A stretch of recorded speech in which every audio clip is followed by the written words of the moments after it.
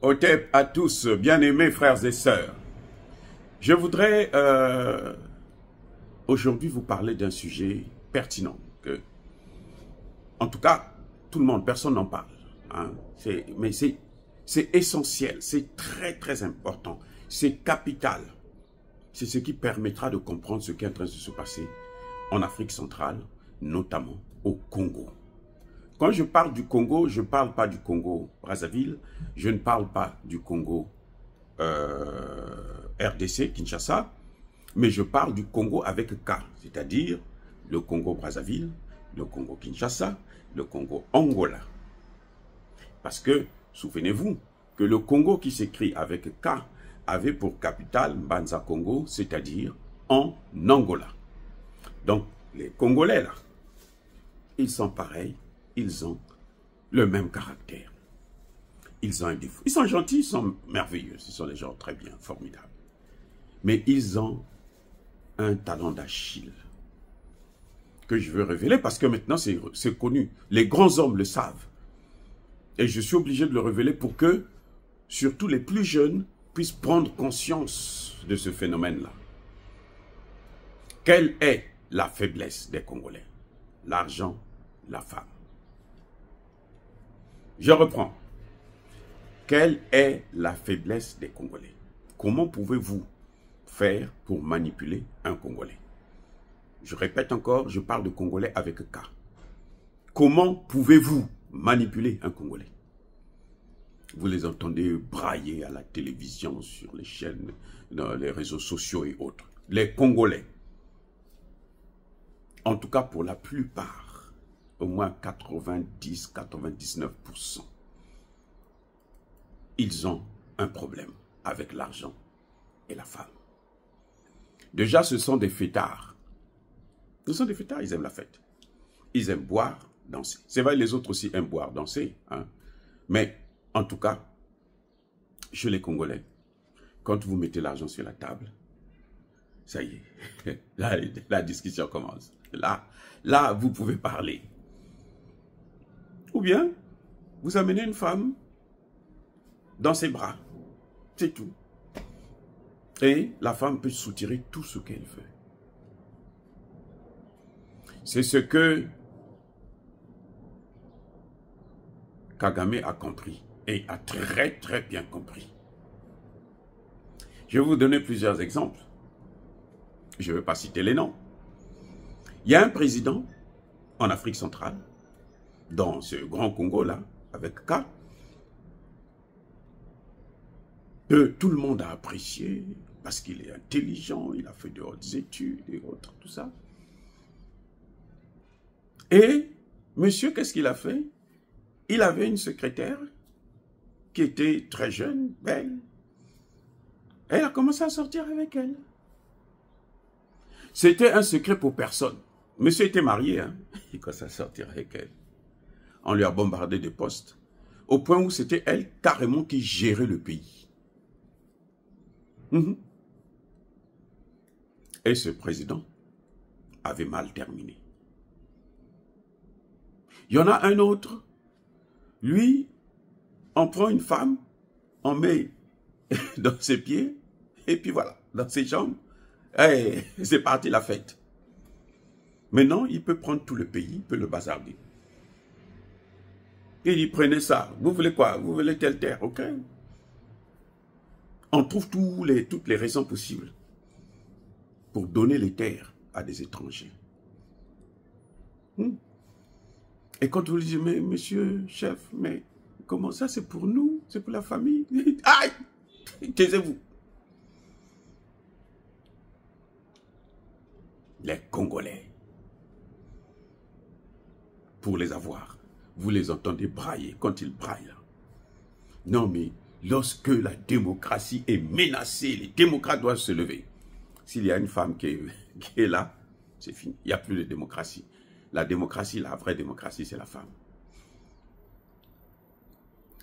Vous avez vu, dernièrement, le général Chico a échappé à la mort. De justesse. Ses adjoints, 2 colonels, et puis d'autres officiers supérieurs, ont reçu à chacun 50 000 de la part de Paul Kagame. 50 000 pour livrer ce général qui est en train de mener la guerre. 50 000. Donc, pour 50 000, monsieur dit, Kagame, tu m'as donné 50 000. Toute ma vie, avec les 50 000 dollars, là, c'est bon. Moi, je ne veux plus mourir. Donc, tu peux prendre le pays, y compris moi-même, tu peux me prendre. Pour 50 000. Quelle imbécilité. Les amis, 50 000. Kagame a tout compris. Il a compris que ces gens-là, l'argent, le sexe. Donc Kagame prend des femmes qu'il a bien préparées et on les envoie, des jeunes filles, on les envoie en mission au Congo. Je dis bien Congo avec K, au Congo. Et elles sont en mission au Congo. Vous les voyez là, toutes. Elles ne sortent qu'avec des décideurs, les hommes politiques, les ministres, les députés, tous ceux qui ont un pouvoir, les militaires, les généraux et autres. Ils sont tous mariés. Hein. Il y en a qui abandonnent carrément, ils laissent leurs femmes pour aller prendre ces Rwandaises-là en mission. Ces Rwandaises-là sont en mission. Je vous ai parlé, si vous me suivez, vous allez voir une vidéo où j'ai parlé de la diplomatie du sexe. C'est-à-dire ce que fait Kagame.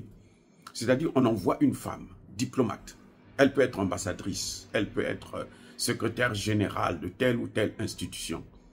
Mais son sexe-là sert, c'est avec le sexe qu'elle fait la diplomatie. C'est-à-dire qu'elle a l'obligation de sortir avec qui peut donner à Kagame un certain pouvoir, un certain avantage, qui peut aider le Rwanda. C'est le proxénétisme diplomatique. C'est parce que, comme Kagame est protégé par des grands hommes de ce pays, les Américains, les Français et autres, les Anglais, les Allemands, comme ce sont eux qui le protègent, c'est leur bébé, on ne peut pas les juger. Mais sinon, c'est pire que Hitler. Je dis bien c'est pire, ce qui est en train de se faire là. Parce que ces Rwandais, ce sont nos sœurs. Nous les aimons, c'est clair. Mais la façon dont on est en train de les utiliser, ce n'est pas normal. Mais comme malheureusement, dans des pays aussi pauvres, pour trouver le travail, c'est très dur, et que quand on a une telle opportunité, eh bien, on se sert de son corps pour sacrifier, et même détruire la vie des milliers. Au Congo, vous savez que c'est au moins 18 millions de morts déjà qu'on compte. Au moins 18 millions de morts. Et les capitaines, les généraux, les colonels de l'armée congolaise, là je parle du Congo démocratique, ce n'est pas leur problème. Donc, le Congo avec K, le grand Congo là, le vrai Congo, il est infecté. Et le virus qui les a infectés, ce sont les femmes rwandaises. Je ne sais pas s'il y en a encore au Rwanda, mais en tout cas, parce que pour prendre tous ces pays-là, et tous ces leaders, il faut envoyer beaucoup. Donc c'est la course qui va prendre le plus gros morceau. Et Kagame attend les résultats.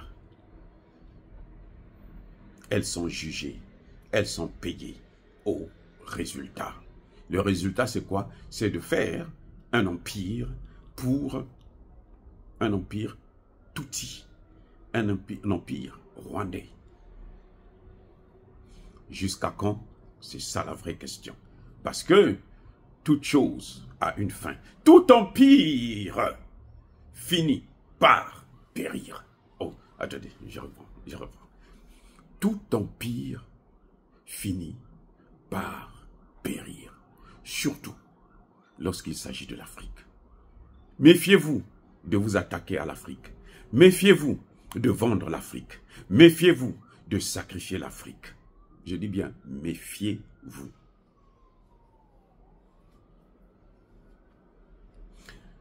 Aujourd'hui, Tshisekedi est en train de jouer au grand roi. Hein? Il est soutenu par beaucoup de Congolais hein, qui pensent que ce qui est en train de se passer à l'Est, là, ça ne va jamais les affecter eux-mêmes directement. Le jour viendra, cet empire-là tombera. L'empire de Mobutu. Quand Mobutu sortait, pour ceux qui ne l'ont pas connu, il pouvait faire danser l'ensemble du Congo, à l'époque du Zaïre. Il sort, tous les Zaïrois doivent sortir, chanter, danser pour lui. Quand il passait les gens, mais c'était un dieu. Il fallait voir sa fin. Mobutu à Pointe-Noire, au Congo-Brazzaville, pour négocier avec Kabila. Dans un bateau. Quand il descend de l'avion, on déroule le tapis rouge, monsieur le président. Mobutu dévie, il passe à côté du tapis rouge. Nous avons vu ça. Il passe à côté. On dit, monsieur le président, mais ça, votre place est là, le tapis rouge là. Il dit, Mobutu qui dit, ça là, ça trompe. Ce tapis là est trompeur. Laissez-moi passer à côté. Quand il arrive en salle de négociation, il n'avait pas de mots face à Kabila. Je parle du vrai Kabila. Pas la pacotille là. Le vrai. Finalement, Mobutu, à la fin des négociations, ne pouvait pas se lever. C'est Nelson Mandela, tout vieux, fatigué, après 27 ans de prison, de torture, qui se lève pour prendre la main de son frère. Dit, mon frère, prends courage, lève-toi, allons-y. Parce que Kabila avait été intraitable avec Mobutu. Sans pitié. Avait-il raison? Avait-il tort? Je n'en sais rien. Mais ce qui est certain, c'est que c'est Kabila qui a amené ces Rwandais-là en masse. Qui en a nommé d'autres, ministres des Affaires étrangères et autres. Et à la fin, voilà, depuis Kabila, on est en train de souffrir à cause de ces Rwandais. Bref, je voulais tout simplement vous montrer que ceux qui tombent dans ce piège-là, qu'ils sachent que ce piège-là peut se retourner sur eux-mêmes ou sur leurs enfants. Attendez, je reprends. Ce piège-là de Kagame peut se retourner sur ses complices, ou encore sur leurs enfants. Parce que dans la vie, si nous les hommes, nous pouvons oublier, mais Dieu, il n'oublie jamais ce que vous faites, de bien ou de mal. Attendez, je reprends. Dieu, il n'oublie jamais ce que vous faites, de bien ou de mal. Il note ça toujours. Le moment venu, chacun doit rendre des comptes. Kagame rendra des comptes. Hein? Les enfants, les petits-enfants de Kagame rendront des comptes.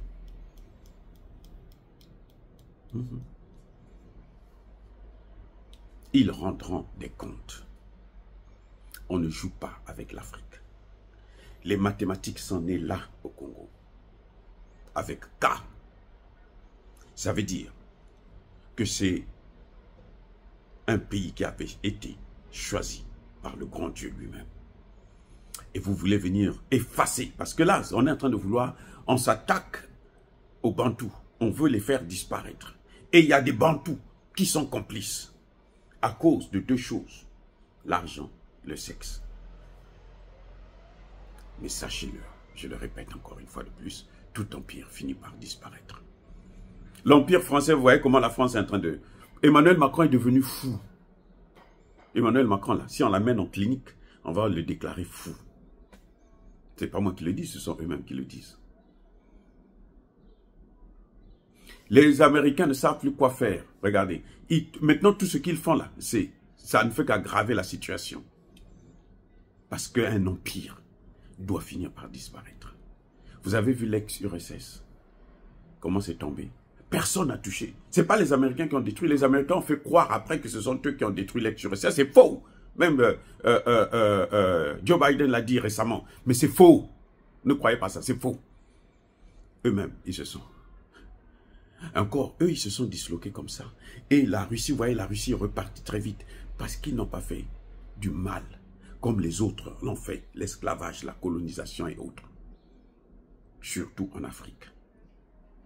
Oh, bien-aimés frères et sœurs, que les plus jeunes parmi nous puissent comprendre que leur avenir, là, il y a deux choses qu'il faut qu'ils maîtrisent. C'est le sexe, c'est l'argent. Maîtrisez-vous quand vous êtes devant ces choses. Sinon, vous allez vous autodétruire. Or, dire cela, c'est inciter à la haine ou à la violence. Non. Yaba Kolervé, Yamalembe. Encore une fois de plus, bien-aimés frères et sœurs, je persiste et je signe. Soyez bénis, abondamment bénis par le Dieu de Kémit et par nos ancêtres angélisés. Mais que tous ceux qui persécutent le continent africain, le pillent et le déstabilisent, qu'ils soient noirs, blancs, chinois, arabes, indiens, juifs, qui qu'ils soient punis, maudits, foudroyés, neutralisés, effacés, écrasés par le Dieu des Kémites et par nos ancêtres angélisés. Vive l'Afrique éternelle, j'ai dit et j'assume.